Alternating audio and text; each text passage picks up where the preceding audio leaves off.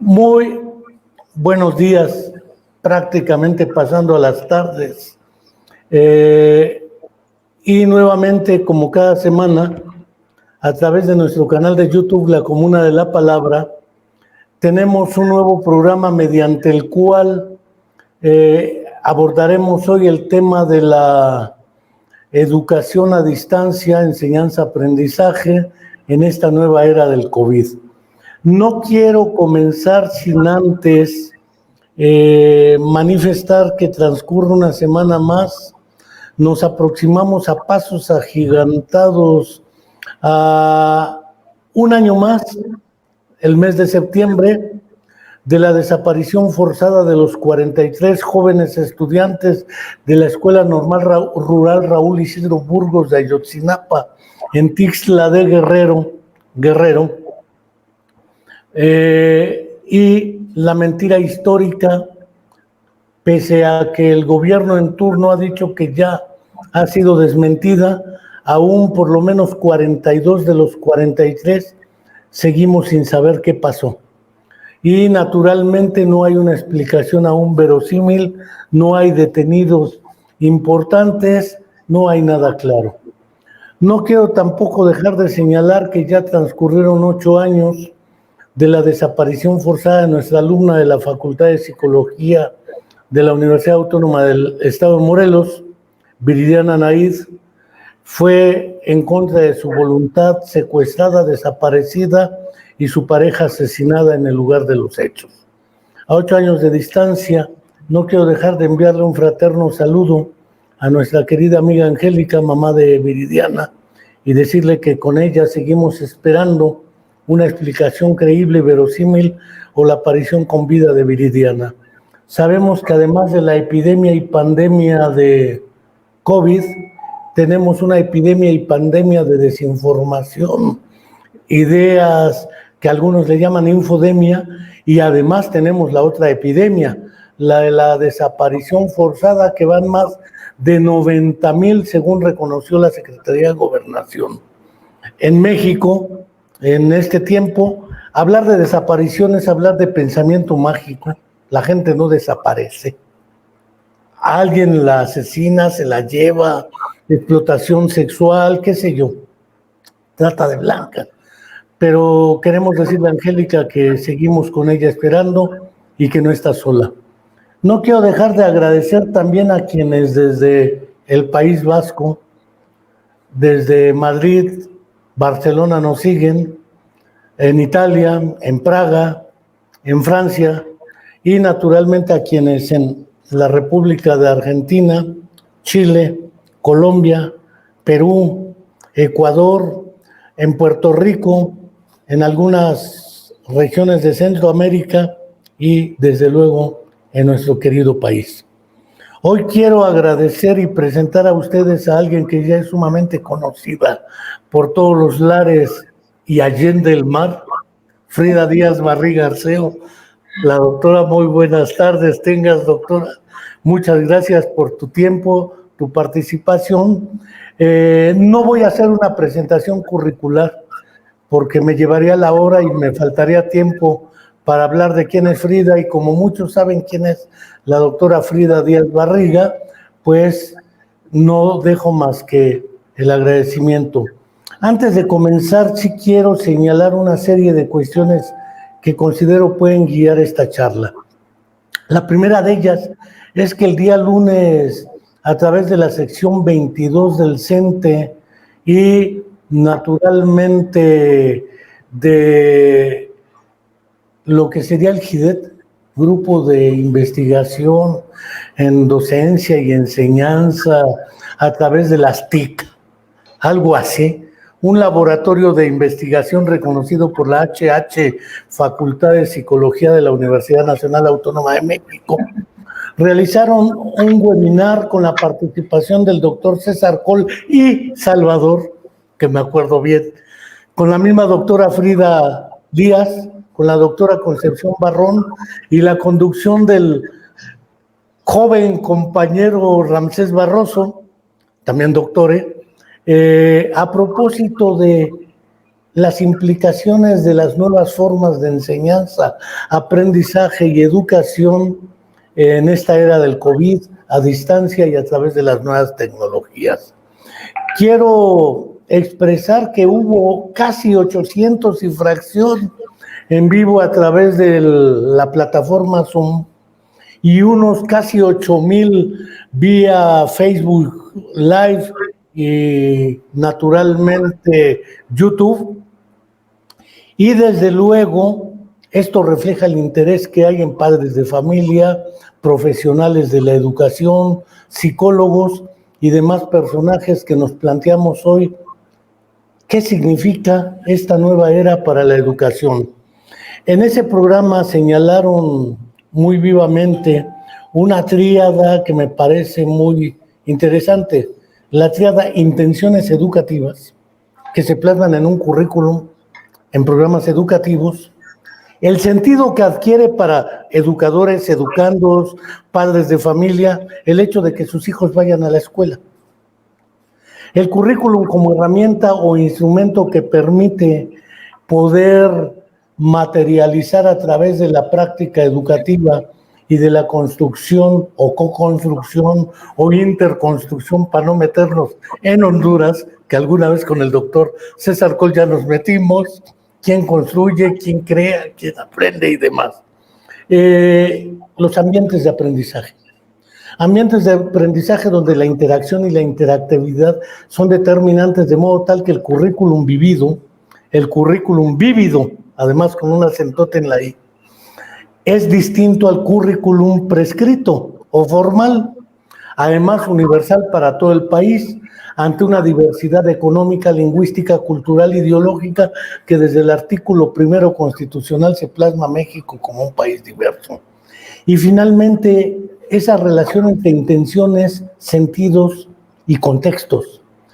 Porque pareciera ser que algunos creen que trasladar el aula de la escuela al hogar es utilizar la tecnología, y una señora que tenga 3 hijos, uno en tercero, uno en quinto y uno en primero de secundaria, a ver cómo le hace para ser asesora en su casa de 3 alumnos de 3 diferentes niveles educativos, al mismo tiempo que ella es maestra y tiene que dar clase, y tiene que hacer de comer, y transformar su casa en aula, y transformarse de maestra, trabajadora, mamá, en además asesora y tutora, suponiendo que es maestra, porque muchos ni siquiera tienen los recursos culturales para apoyar a sus hijos. Ya no digo la tecnología, 3 computadoras, 4, pagar el internet, que no se vaya la luz. Es toda una gran odisea este traslado. Pareciera ser que no basta trasladar el aula al hogar. ¿Qué significa para los maestros? ¿Qué significa para los alumnos, para las familias? Y no está condenada al fracaso esta estrategia, aunque sea transitoria. Cierro mi boquita, le agradezco a la doctora Frida Díaz, están aventadas las piedras, no escondo la mano, y adelante, Frida. Bueno, Enrique, creo que ya lo has explicado también, que no sé si yo pueda elaborar un discurso mejor que lo que has dicho, porque creo que has precisamente planteado ese tejido de situaciones que nos permite entender qué está sucediendo en gran medida en nuestro sistema educativo. Pero primero déjame agradecerte la invitación aquí a la Comuna de la Palabra. Me da mucho gusto porque siento que este es de los medios interesantes, inteligentes, en los que uno puede entrar, escuchar pues deliberaciones que tienen más fondo y sobre todo desde una mirada crítica, pues buscar otros caminos, Enrique, porque fácilmente en muchos medios escuchamos la crítica a, pero difícilmente encontramos vías como para pensar otra realidad. Eso me gusta mucho de lo que haces. Me gusta además el humor y la frescura con la que siempre hablas, Enrique. Contigo conversar es una maravilla. Y qué gusto me da además que tengas audiencia en tantos países como has mencionado, porque mira, me parece a mí que uno de los primeros retos es pensar sí en lo local, en lo nacional, pero yo cada vez más siento que tenemos que fortalecernos como comunidad iberoamericana y rescatar todas las fortalezas que tenemos construidas desde el pensamiento latinoamericano mismo hacia todos los temas que nos interesan. empezando ahorita por el tema de la educación.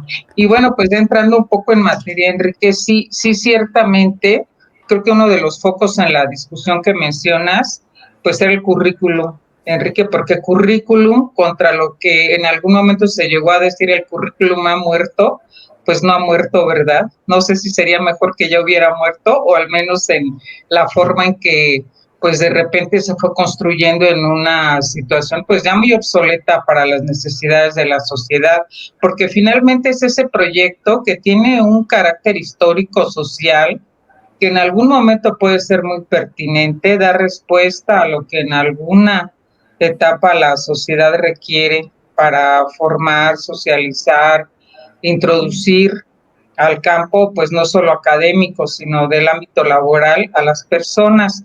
Pero hoy en día tenemos muchos retos en la sociedad que vivimos y efectivamente ese currículum tan centrado en las disciplinas, pues sí con una mirada positivista que en su momento fue la innovación, pero hoy ya no es lo que requerimos, tan pensado en la transmisión de información, que tal vez en un momento eso se necesitaba, no disponíamos de esa ubicuidad, inmediatez y esa cantidad increíble de fuentes para conseguir información, pues se tenía que dar información.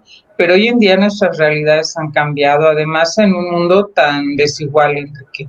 Yo pienso que hoy en día estos temas que tú decías, por un lado, pues nuestras intenciones educativas, por otro lado, esa posibilidad de dar un sentido al aprendizaje y por otro lado, esa necesidad de crear nuevos ambientes, pues tiene que pasar por reconocer que si algo estamos viviendo ahorita en la pandemia, pues es que el currículum, su diferente expresión, desde lo formal a lo vivencial, está completamente atravesada por la desigualdad social en la que se vive en nuestro país. Cada quien vive el currículum de diferente manera, le beneficia o le excluye de diferente forma. Y eso creo que se evidenció mucho en el tema de las tecnologías.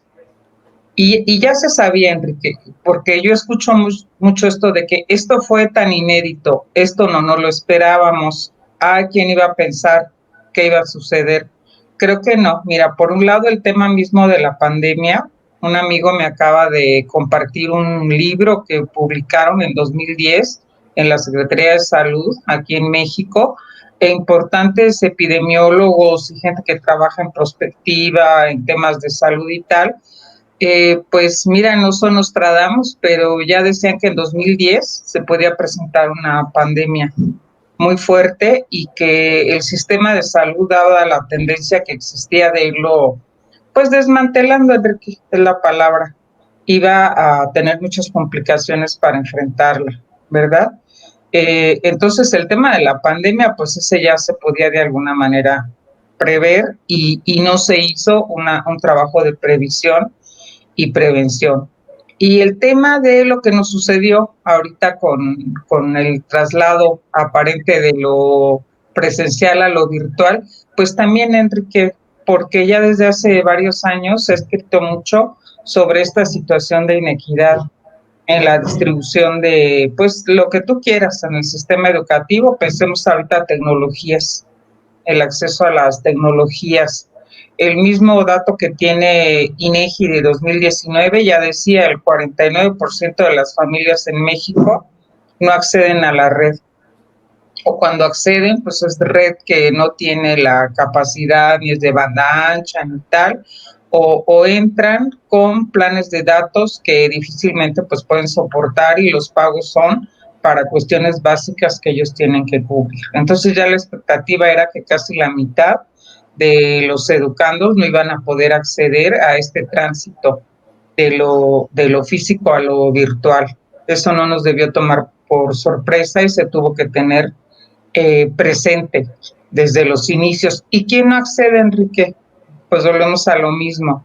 Las personas que están en una condición económica precaria, los que están en medios rurales, aquellas personas que por sus condiciones de vulnerabilidad tampoco tienen el mejor acceso a la tecnología. Tú lo sabes, tú has estudiado mucho el tema de las personas en situación de discapacidad, sea la que sea adquirida, permanente, de nacimiento, por la edad, por etcétera, y pues son personas que se van a ver excluidas. las personas que están en condición de reclusión, también por N situaciones y que también deben ser personas que se eduquen, pues también. Entonces, pues estamos viendo aquí que atraviesa toda esta situación de inequidad.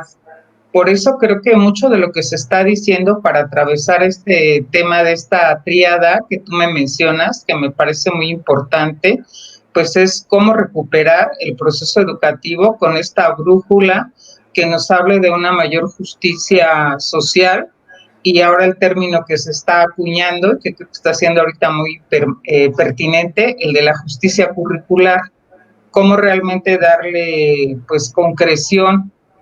Incluso tú lo has trabajado tanto, Enrique, toda esta idea de educación inclusiva, pensando que es la educación de todos y para todos, ¿verdad? Eso no lo tenemos instaurado en nuestro sistema educativo, y mientras no pensemos en intenciones, en sentidos para aprender y en un currículum que vaya en esa dirección, pues va a ser muy difícil que logremos sortear todas las situaciones que estamos viviendo. Fíjate que el tema de las tecnologías desde los inicios en México, porque hay que reconocerle algo a nuestro país, digo, no todo es criticar ni patear el pesebre, como se dice, ¿verdad?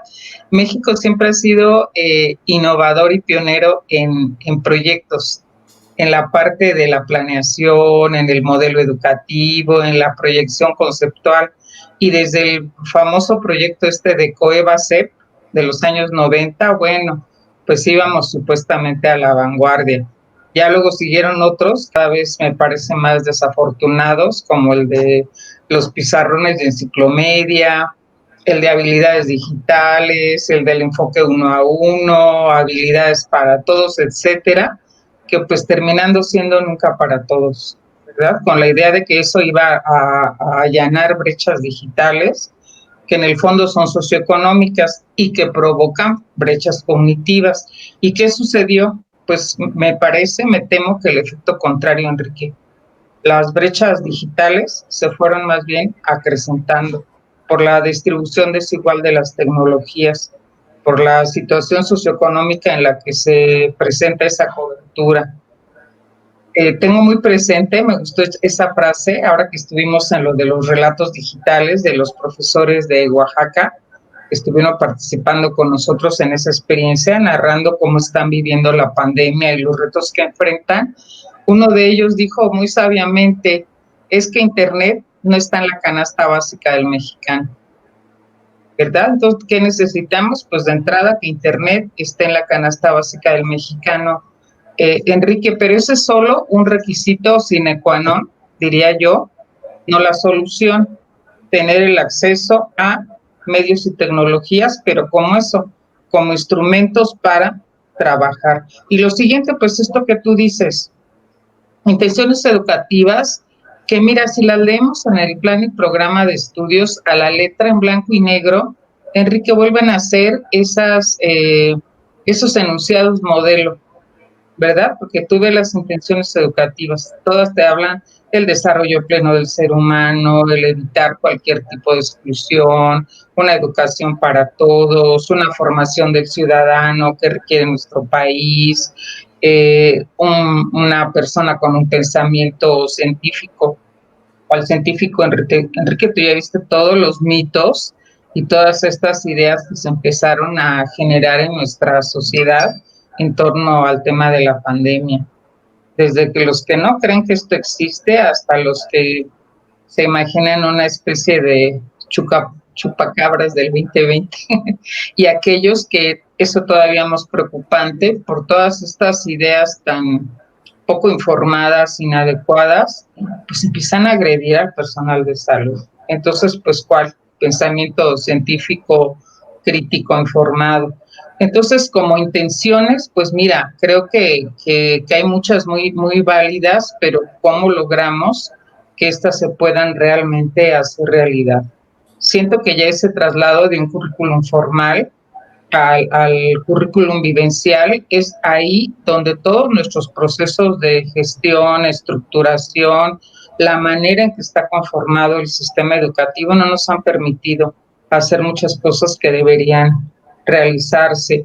Porque si tú te fijas, y eso fue un comentario también del doctor Cole, nos hemos dedicado en las últimas décadas a ponerle temas transversales al currículum por todos lados, tratando de resolver todas estas situaciones sociales que de alguna manera, no solo la educación y no solo la escuela, sino en general, estructuralmente nuestro sistema social no está ni atendiendo ni replanteando.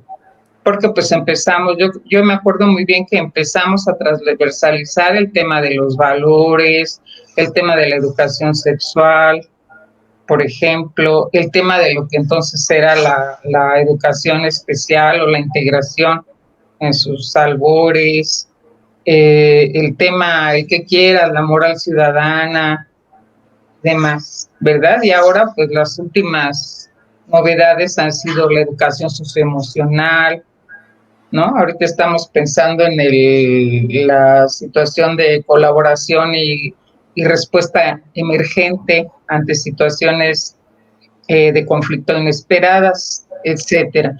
Entonces sí creo que tenemos que repensar completamente esta tríada que tú mencionas, tanto en su concepción, Enrique, pero mucho más en esa forma de trabajo y estructuración. Yo siento que ahí en las prácticas educativas, en las condiciones de las instituciones escolares, pues en la atención y formación de los profesores, en los procesos de gestión, nos han faltado mucho trabajo y pues mira, no lo sé, es tan complejo, Enrique, no creo que haya una sola solución, pero si seguimos nada más dictando proyectos tan de arriba hacia abajo, sacando nuestros maravillosos documentos base y enviándolos con la expectativa de que alguien los instaure y además con esa inmediatez, una semana antes, 15 semanas antes, te mando el documento de lo que tienes que hacer, pues eso ya hemos visto que es un círculo viciado que no nos ayuda, ¿verdad? No sé tú también cómo lo veas en ese sentido. No tengo duda que el asunto de la equidad y la inequidad como condición, como una barrera más para poder impulsar un modelo educativo que permita la realización de las intenciones, que vienen plasmadas desde el artículo 3 constitucional. La educación en México tendrá como propósito formar el espíritu nacionalista, bla, bla, bla, bla, bla. La traducción de esas intenciones en un currículum y la materialización a través del hecho educativo en una serie de aprendizajes, competencias, qué sé yo, ahorita no creo que merezca la pena de ello. Ya César Coll planteó el lunes un asunto muy interesante en términos de las competencias fuera de los contextos no tienen más sentido que no sea más que plasmar en un documento llamado currículum o programa educativo, lo que queramos, una serie de actividades, acciones, tareas sustentadas en contenidos. Me interesan dos cuestiones. La noción llamada contexto de aprendizaje. Se crean contextos de aprendizaje. El aula es uno de ellos, y la noción de contexto, porque utilizamos el término contexto tan cotidianamente que va perdiendo su sentido original, de modo tal que detrás del contexto existen una serie de representaciones que a la hora de materializarlas no operan de la misma manera. Si pienso en la región Mije de Oaxaca, por ejemplo, alguna vez estuve por allá, o en la región de la Mixteca de Guerrero, la montaña de Guerrero, no llega el internet. Pero en el supuesto de que llegara, me decía un presidente municipal indígena que si el papá no ve al alumno sentado frente al maestro, cree que no está aprendiendo. El problema del contexto es también las creencias, la cultura, no es si tengo acceso o no acceso al internet. El papá de ese muchacho o de esos muchachos, porque no tienen hijo único, ahí sí tienen hijos por kilogramos. 6, 7 hijos en una familia donde el padre no tiene más de 40 años, en diferentes grados educativos de la educación indígena o intercultural en algunos casos. El problema de las lenguas originarias, porque en México son más de 10 millones de indígenas según el último Censo General de Población y Vivienda. Pensar además en las comunidades negras de la región de Costa Chica, entre Oaxaca y Guerrero, implica pensar no solo en el uso de una lengua distinta, sino una forma de interpretar el mundo diferente. No es solamente tendrá la competencia de comunicarse, hablar, leer y escribir en castellano, que es la lengua nacional, o en español. Y necesariamente la materia de español y matemáticas ocupan el centro en la estructura curricular. Pero los contenidos específicos de aprendizaje, en su contexto y entorno cultural, recuerdo muy bien cuando el subcomandante Galeano era aún subcomandante Marcos, que en la región de los Altos de Chiapas, los concursos de salto de altitud los gana el niño que llega, y los de salto de longitud el que brinca más alto. Dice, parece ser que los niños de los altos no entienden la diferencia entre longitud y altitud. Sin embargo, en una pendiente ellos entienden mejor el tiro parabólico que un niño de ambiente horizontal. Sí. Sabe que tiene que brincar más para llegar más lejos. Entonces, el que brinca más alto tiene más longitud. Pero el problema de la estructura del pensamiento, no solo de los niños, de los padres de familia, el trabajo en comunidad, el tequio que vimos en la región Mije, etcétera, eso no está tomado en consideración a la hora de trasladar del aula al hogar. Las actividades la madre tiene que hacer de comer, el padre sale a trabajar, no tienen tantos cuartos, tantas computadoras, la televisión, los perros, la comida, etc. Pues como que efectivamente no basta con una concepción de traslado físico de un espacio a otro y del uso de recursos de tecnología de información, sino requiere una concepción de cómo construir el ambiente de aprendizaje en el hogar, sin la interacción que sí se tenía en el aula, horizontal, entre alumno a alumno, lo que decía César Col de que los conocimientos compartidos en el aula, la negociación del significado de un concepto, una categoría, todo ese tipo de cuestiones cuando diferencia interacción de interactividad. ¿Cómo resolver esos problemas en el traslado? Porque no basta con una concepción de pasar de un lugar al otro del aula.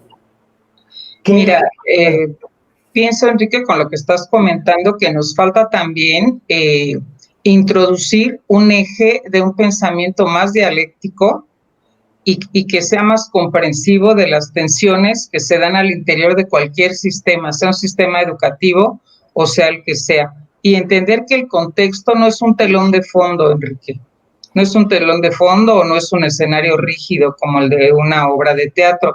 El contexto en esa situación dialéctica, pues es lo que nos genera, produce, determina, apoya la construcción de nuestra identidad, pero de una manera dialéctica nosotros también generamos ese contexto y lo podemos transformar. Y en todo contexto o ambiente educativo siempre va a haber toda una serie de tensiones que además si no existieran esas tensiones no estaríamos sujetos a la dinámica del cambio. No habría un momento en que tuviéramos que estar transformando, repensando, ajustando en función de toda esa dinámica de vida y de transformación. Y evidentemente por eso es que ese contexto educativo al que estábamos tan acostumbrados, del aula donde están los mesabancos, todo el mundo mirando al pizarrón, el profesor dictando la lección, que así se suele decir, dictando la clase y todos los demás recibiendo la información, pues ya no más, eso entró en una tensión, en una situación de descomposición que en este momento no puede dar respuesta a los retos que estamos viviendo.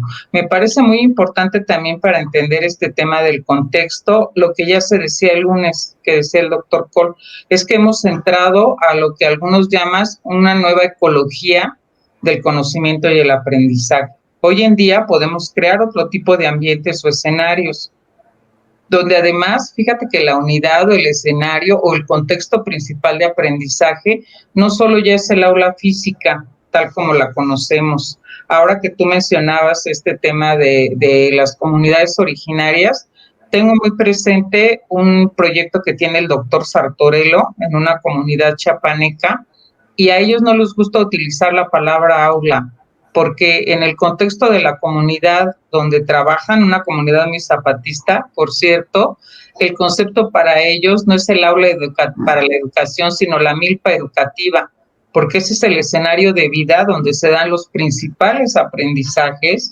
con los que los chicos se van socializando para la vida como personas, para entrar al mundo adulto, para el trabajo, para la participación en sociedad.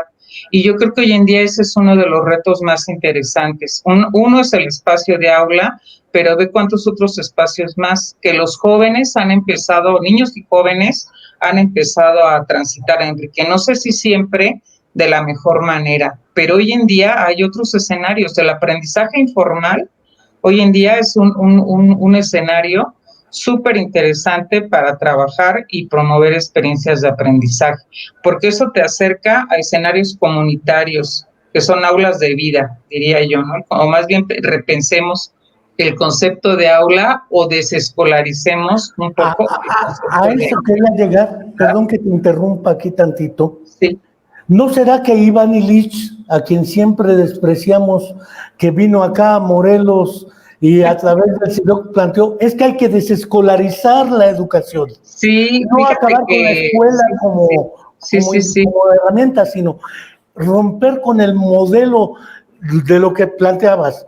Las escuelas interculturales bilingües, las universidades, me tocó conocerlas dos en Guerrero, la auténtica y la oficial. Me tocó ir a la región de Santa María Tlahuiltoltepec y a la región de Totontepec, en la región Mije de Oaxaca. Y de verdad que a la hora de evaluar, por ejemplo, neuropsicológicamente, una alteración del lenguaje secundaria a un daño encefálico, nos encontramos con el problema de que su lengua originaria no es la usuaria de las herramientas e instrumentos de evaluación neuropsicológica. Y por otro lado, que para la comunidad la persona no es un trastornado, no tiene un trastorno neuropsicológico, es una persona que sobrevivió. Entonces la actitud ante el hecho es distinta y eso ya te marca una manera de evaluar, diagnosticar e intervenir distinta. Hablo del ambiente terapéutico y del ambiente clínico, pero el ambiente de aprendizaje no puede ser muy diferente en este sentido. El contexto de aula planteabas en Chiapas. Entre los indígenas en lo que es la Coordinadora Regional de Autoridades Comunitarias. Plantear un modelo educativo que responda a su contexto, pero su contexto, el contexto no es el contexto, no es la nueva ecología, no es un ecosistema, es un entorno creado y construido por ellos a través de usos y costumbres, tradiciones, relaciones, comunicación, etcétera, que si no es considerado en este traslado, estamos liquidando el proyecto. Quizá valga la pena esta idea de desescolarizar la educación. Bueno, mira, desescolarizarla, yo pienso en el sentido de construir otra idea de lo educativo y de lo escolar, tal vez. Y bueno, sí desescolarizar desde lo que conocíamos, que ya no da para más, Enrique.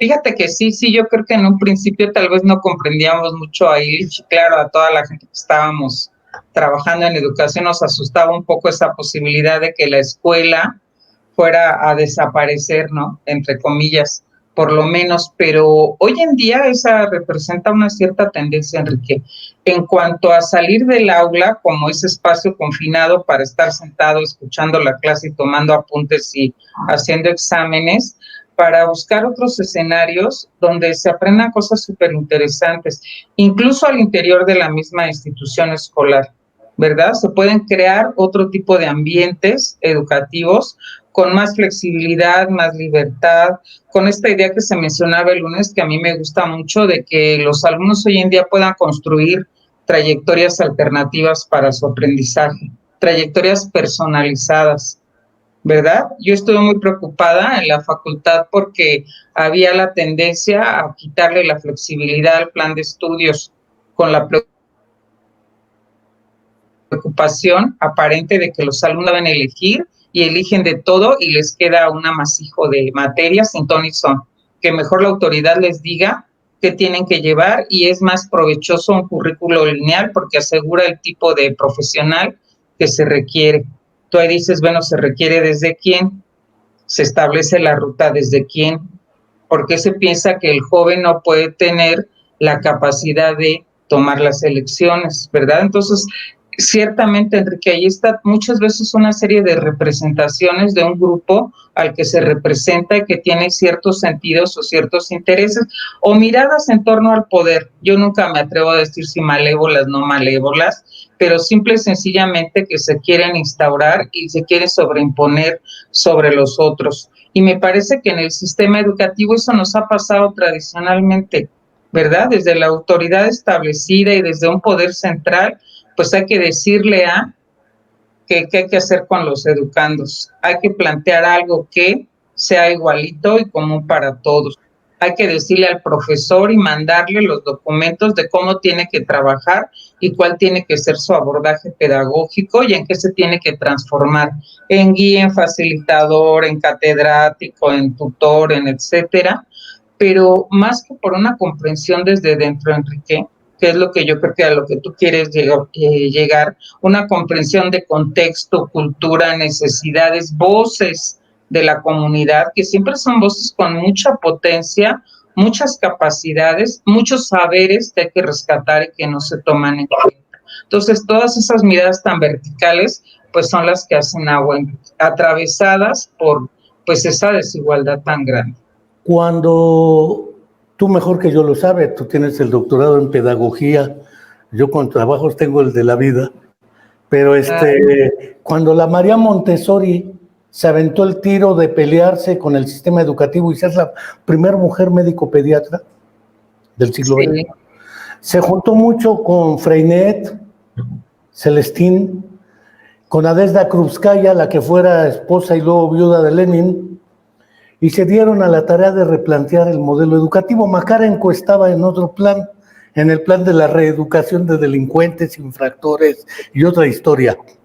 Pero desde ya la misma María Montessori planteaba un modelo educativo en educación básica centrado en los intereses del niño, sobre todo porque ella trabajaba con déficit cognitivo, hoy llamado así, antes deficiencia mental o como le llamáramos.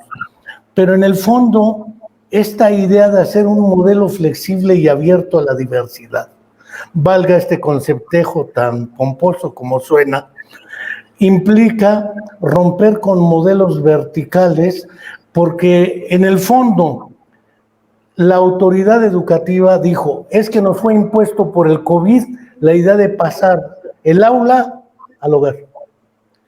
Y así como le fue impuesto por las circunstancias sanitarias para tratar de evitar llegar al escenario catastrófico, más de 60,000 muertos, que ya llegamos al escenario catastrófico, llevamos más de 60,000, y muchos ya tienen rostro, es decir, no son muertos números. Veía lo de la compañera de la Facultad de Psicología. Sí. Mientras más cercano eso llega, es que vas sintiendo precisamente cómo eso se toca. Esa idea del sueño de contener el impacto de una epidemia en términos de letalidad y mortalidad, pues se traduce en rostros que trascienden los datos y los números.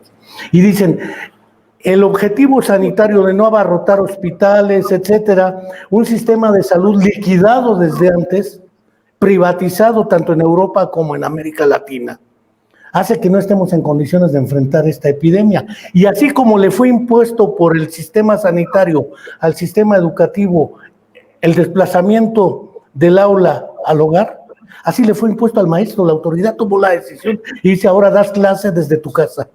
Tú pagas el internet, tú debes tener tu computadora, pagas la luz, además tienes que hacer de comer en tu casa, tienes que demostrar que fuiste al trabajar. Es decir, toda esta dinámica no solamente implica problemas pedagógicos, sino psicopedagógicos y psicológicos en sentido amplio. La ansiedad, la angustia, el miedo al contagio, el miedo a la muerte, a contagiar a otros, envolvernos, vigilar y castigar, dijera Michel Foucault. Es que aquel no se pone el cubrebocas, por su culpa vamos a morir otros. Y entonces nos volvemos en jueces y abogados y demás de los demás y nos estamos vigilando los unos a los otros. En ese contexto de ansiedad, angustia, cómo los niños construyen explicaciones de esa realidad separadas de sus horas de aula para que se distraigan. De verdad, el problema de trasladar de un lado a otro la práctica educativa, el hecho educativo, creo que merece una reflexión mucho más profunda, psicopedagógica, es decir, ¿qué hacemos para que efectivamente los docentes, porque además ahora cualquiera con título y cédula puede dar clase, ¿eh? Claro, pero fíjate que ahí te voy a decir algo, Enrique, yo lo medité mucho en la misma dirección que tú lo haces y fíjate que por los trabajos que hemos estado haciendo con alumnos para ver cómo están viviendo la pandemia y qué necesidades manifiestan, me doy cuenta que sí se pudo haber trasladado a casa el hecho educativo, pero no el hecho educativo como métete a tu casa y sigue estudiando plan y programas de estudios, cumple lecciones, haz tareas, hazme planas, mándame los ejercicios, llena el libro de matemáticas, no, sino un hecho educativo, precisamente que es ahí donde el currículum tiene que ser otra mirada del currículum, que pudiera haber apoyado esos procesos y necesidades emergentes que en ese momento se tenían que atender. Tú lo has dicho, toda esta parte del manejo socioemocional, porque lo socioemocional ahorita se ha visto que fue el foco rojo que empezó a aparecer en todos, desde los niños más pequeños hasta los jóvenes universitarios, pasando por los propios docentes, ¿verdad? Entonces ese fue un aspecto que se tuvo que haber atendido y apoyado, sí, a través del hecho educativo. Claro, depende también de cómo apoyas el hecho educativo, pero generar pues una serie de actividades, primero, que nos permitían reconocer a la persona y ver qué es lo que estaba experimentando en ese momento, cómo fortalecer a los niños, a los padres, a la familia. Yo pienso que se tendría que haber hecho un proceso educativo de la sociedad, pues para lo que estamos viviendo en la pandemia, que se ha intentado, José Enrique, tampoco uno no debe ser, ¿qué te diré? Desconocedor de lo que se intenta y más o menos sale, ¿no? De poder entender pues toda esta situación de la pandemia, del por qué ocurre, de las medidas de protección, del fortalecimiento en el hogar, de evitar, fíjate, me parece ahí sí, toda esa educación del pensamiento científico y crítico, cómo nos ha fallado históricamente. Es ahí donde se tenía que haber trabajado para que las personas no cayeran en tantas miradas tan míticas y distorsionadas de lo que implica una pandemia, o el pensamiento social para entender lo que la pandemia representa para diferentes grupos humanos, o incluso en el nivel universitario, Enrique, porque sí he encontrado experiencias muy interesantes de personas, de profesores que se dan cuenta que hay que cambiar el cassette o cambiar el chip, no sé cómo decirte, y repensar el contexto de una asignatura, que no pueden llegar y decir, abran el libro en la página 25 donde nos quedamos a principios del mes de marzo, sino qué situación estamos viviendo, cómo la estamos viviendo, esto cómo cambia nuestro sentido de vida, nuestra mirada a la profesión. Me acaba de llegar un proyecto muy bonito de una profesora de odontología que toma esta situación como una decisión importante y elaboran un proyecto colectivo donde con sus estudiantes empiezan a ver toda esta situación que implica, tanto en el contexto de la pandemia, porque estamos en la pandemia, no en la pospandemia, para los profesionales del campo de la odontología. Qué cambios hay que hacer, qué nuevas medidas, la atención a los pacientes, los procesos de cuidado, sanitización, etcétera, la comprensión misma de los mecanismos de transmisión, que yo creo que pues pocas personas los tenemos realmente claros, el romper los mitos que hay y luego pensar en los escenarios realmente después qué sigue y eso cómo va a transformar nuestra profesión y nuestra práctica. Y los jóvenes se ponen a investigar, a trabajar en fuentes sólidas, etcétera, y generan una especie de manual o libro donde esto se da cuenta. Me parece mucho más pertinente, Enrique, que tratar de forzar, sigan estudiando como puedan y ahorita les va su examen, ¿verdad? Se me hace que ahí es donde encontramos esas decisiones que te generan otro ambiente de aprendizaje, o el tema de cómo usar la tecnología. Por ejemplo, en este proyecto, claro, tienen que reunirse en la virtualidad, no van a ser equipo presencial, tiene que ser virtual, y utilizar aquellos recursos de la virtualidad que van a ser los que faciliten el proyecto. No al revés, porque mira, siento que siempre cuando se habla de tecnologías, por algo asumimos un enfoque muy tecnocrático. La tecnología pareciera ser el fin.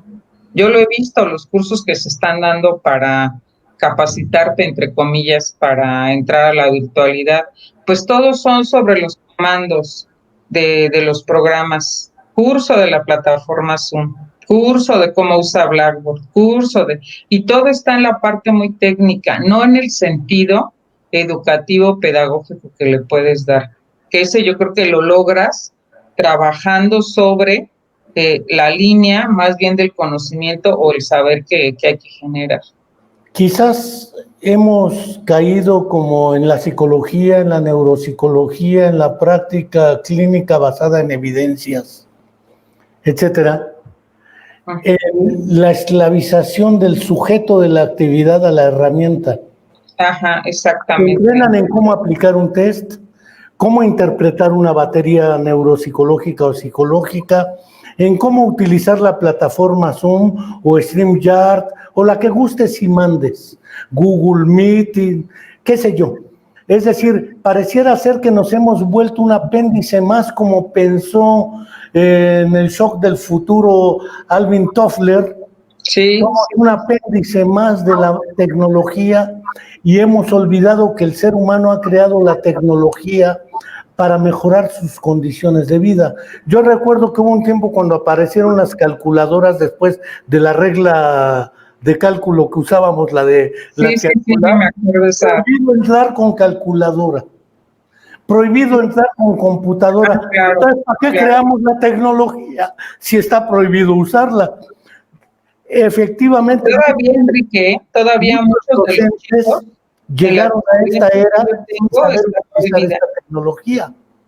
Entonces, el problema de fondo es cómo recuperar el carácter activo del sujeto que enseña, el carácter activo del sujeto que aprende, y un poco como dice Elizabeth Mulato, una de las colegas que plantea aquí, que es lo que planteábamos, es un cambio paradigmático, no sé si sea muy paradigmático, pero sí recuperando el paradigmas en psicología constructivista o los paradigmas constructivistas en educación del doctor Gerardo Hernández Rojas, Gerardo, nuestro amigo, a quien saludamos. Pero el problema es efectivamente, estamos planteados ante que una de las propiedades esenciales del cerebro humano ha sido poder responder a la novedad. Pero esta novedad nos llega tan súbita, a diferencia del terremoto, porque la del terremoto es poco duradera. Esta ya lleva medio año prácticamente. Y naturalmente, ante una novedad de esta magnitud, pues cuesta trabajo adaptarse. Además, nos gusta más la estabilidad que la flexibilidad y la movilidad. Pues porque nos han educado para eso, Enrique, para las cosas definitivas, para los saberes instituidos, para el no cambio, ¿verdad?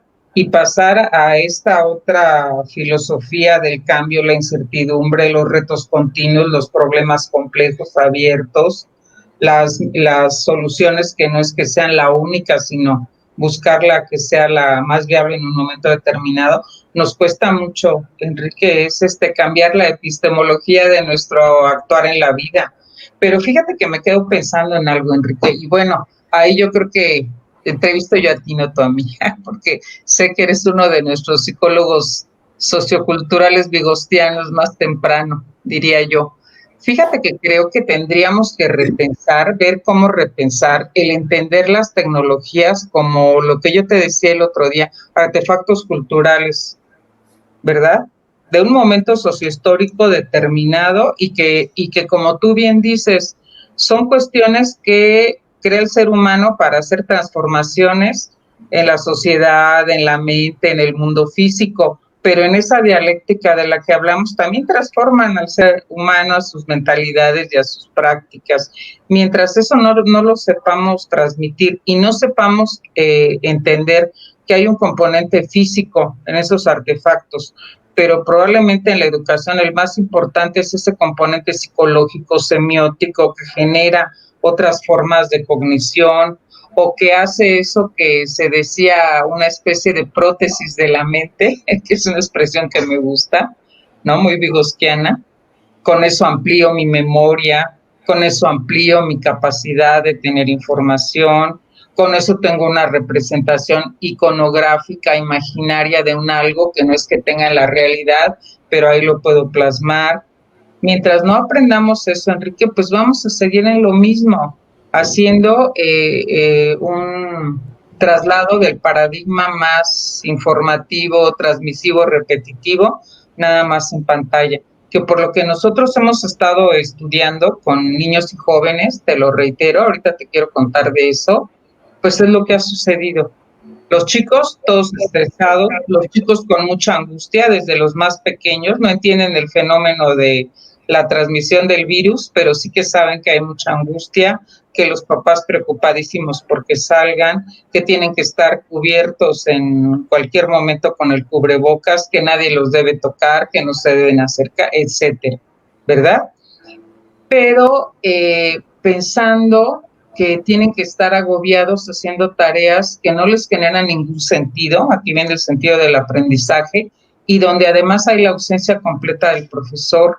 Me parece a mí que ahí se está vehiculando esa representación también muy ingenua de que si tienes una tecnología eficiente no necesitas un agente educativo, porque pues por la computadora ya mandaste la información, o ahora por la televisión ya mandaste la información. Hace años leí Ese un es un gran artículo de Humberto Eco, donde se pregunta, bueno, en esta era de la internet, ¿para qué quiero maestros? Si en el fondo mis hijos entendieron lo de los fiordos antes que yo, gracias a la internet. Dice, Claro.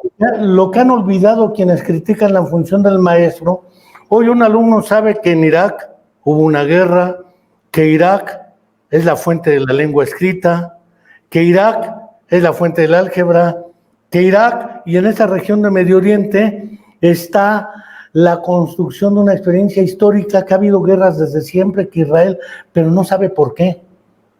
Y esos porqués se construyen en la interacción con los docentes, que permiten pasar del aprender a obedecer al aprender a pensar y reflexionar, como decían Soren Hansen y Jesper Jensen en el pequeño libro rojo de la escuela, aquel libro setentero que algunos leímos cuando íbamos en la secundaria o en la prepa, de cómo pensar críticamente.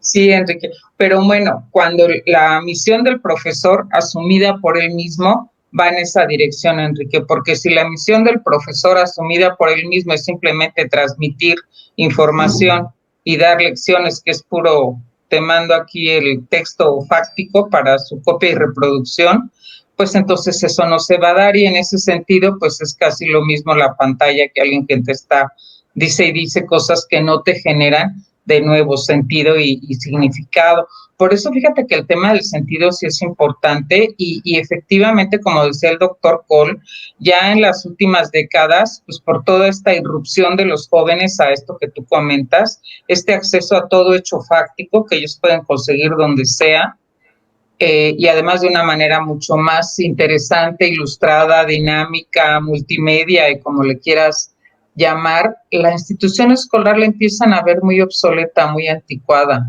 empieza a perder sentido. ¿Qué es esto? Disposición, interés, implicación, algún motivo intrínseco por conocer un algo que les va a generar esa novedad que tú mencionabas, o ese interés, o ese reto intelectual, que yo creo que para todos es muy importante, Enrique.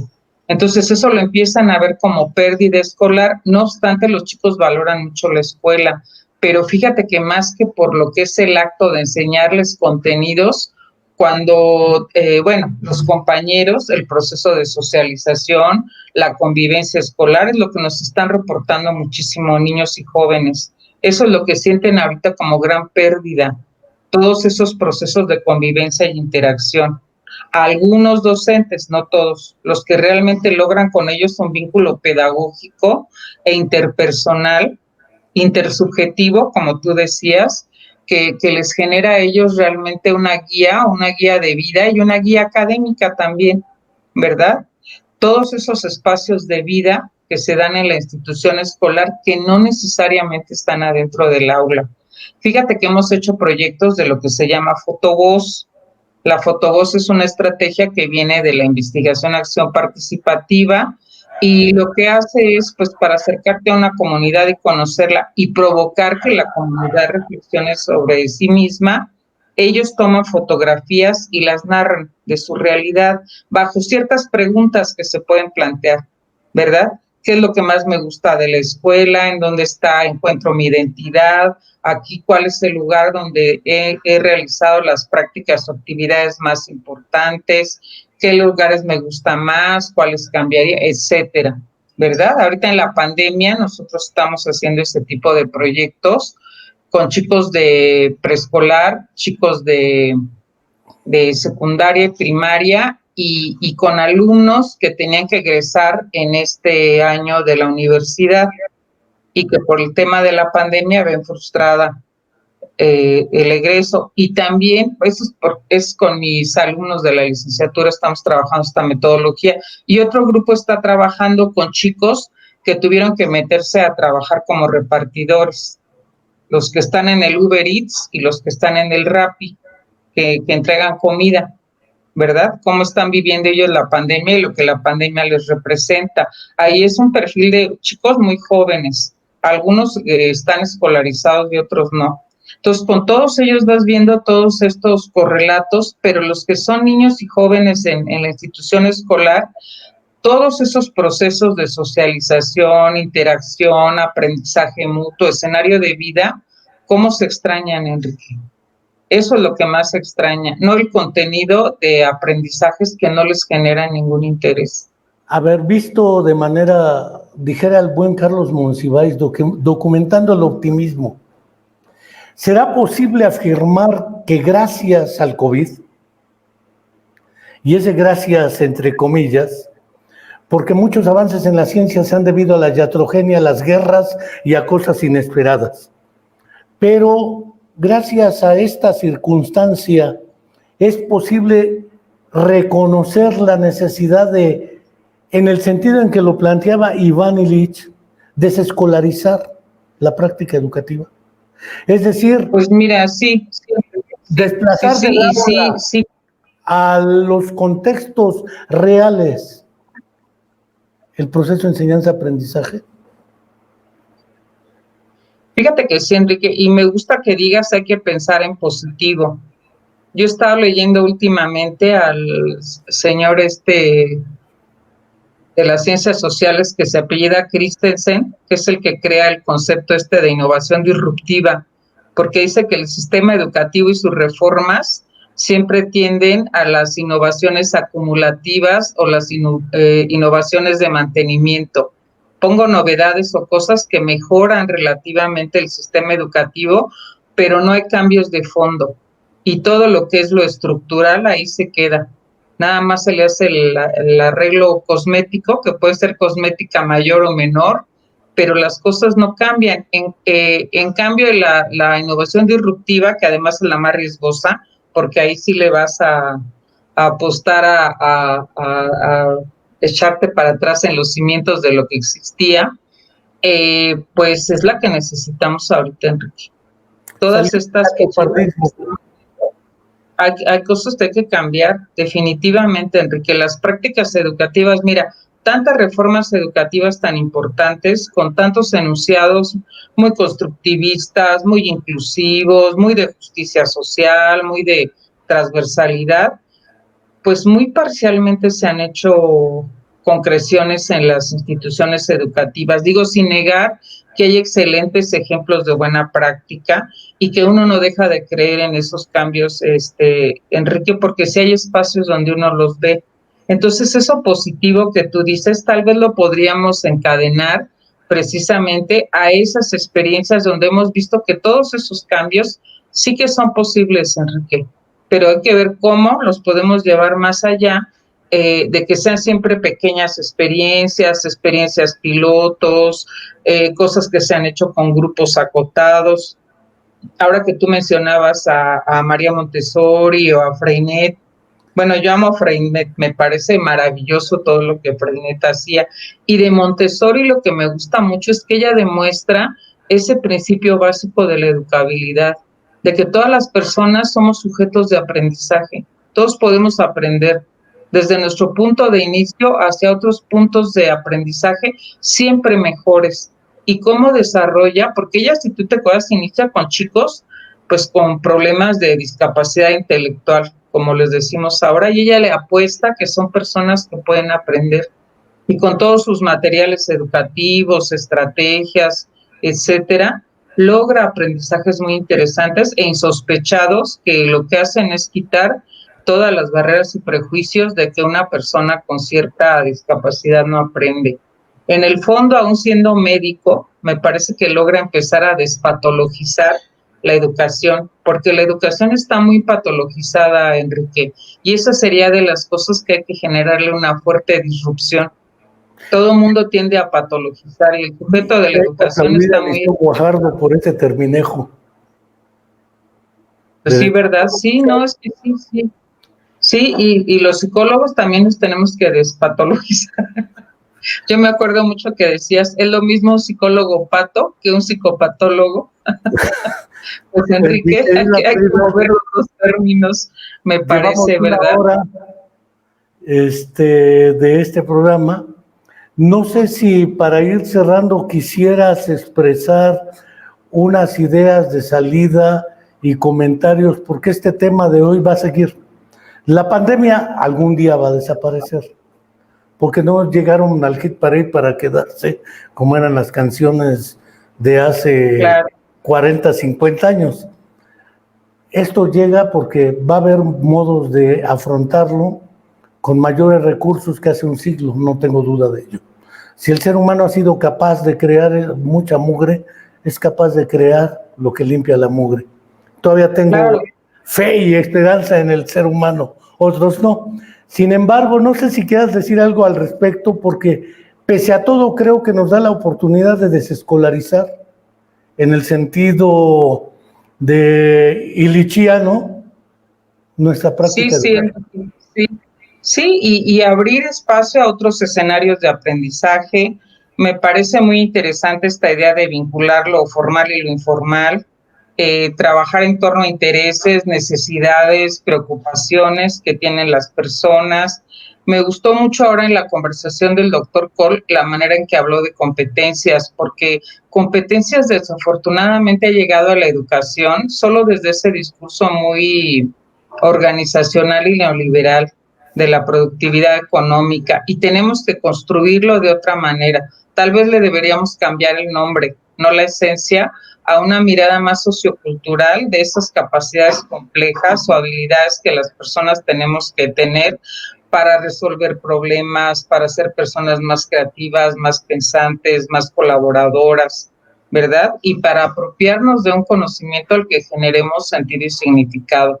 Yo sí estoy muy convencida, Enrique, que tenemos que tener proyectos educativos más flexibles y que permitan crear distintas trayectorias personalizadas, pero no individualistas, ¿verdad? Centradas en la persona, pero no narcisistas, diría yo, porque eso me parece que es sumamente importante hoy en día. Sí tenemos que recuperar principios importantes que existen en toda esta filosofía de la educación inclusiva.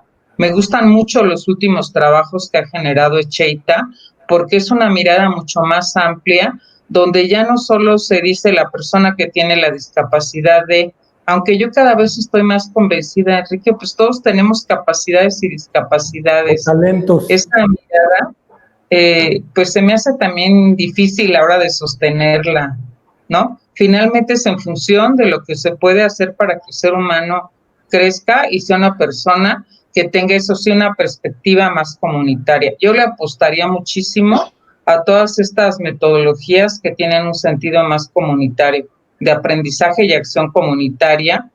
Ya tú hablabas mucho de Freinet, hablabas de Montessori. Yo también rescataría grandes pensadores en el ámbito de la educación, como John Dewey. A mí me gusta mucho toda esa filosofía experiencial, de la educación experiencial, a través de experiencias trascendentes que llevan a los alumnos a aprender en la vida y para la vida.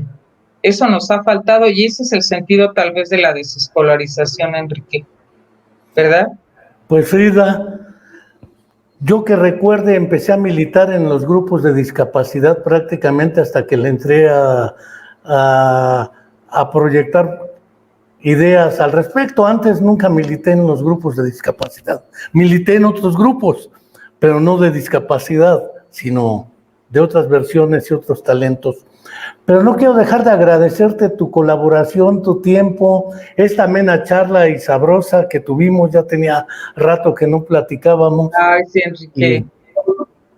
Pues mira, qué nostalgia de tantas pláticas y con personas tan interesantes, porque ahí es donde ves que la huella de los otros siempre es tan significativa. Si ahí me preguntaran una de las personas con más capacidades y no discapacidades, te pondría a ti, Enrique, de ejemplo, y a tantas personas con los que hemos conversado y hemos aprendido mucho, ¿no? Ángel Rivier, Ricardo Vaquero, Tono Castorina, César Col, Juan del Val, ¿no? Muchos de nuestros colegas y nuestros amigos del alma y del corazón, como Gerardo y tantos más, y que yo creo que ahorita es el momento en que todos nos demos esta oportunidad de construir y construir nuevos escenarios para lo educativo.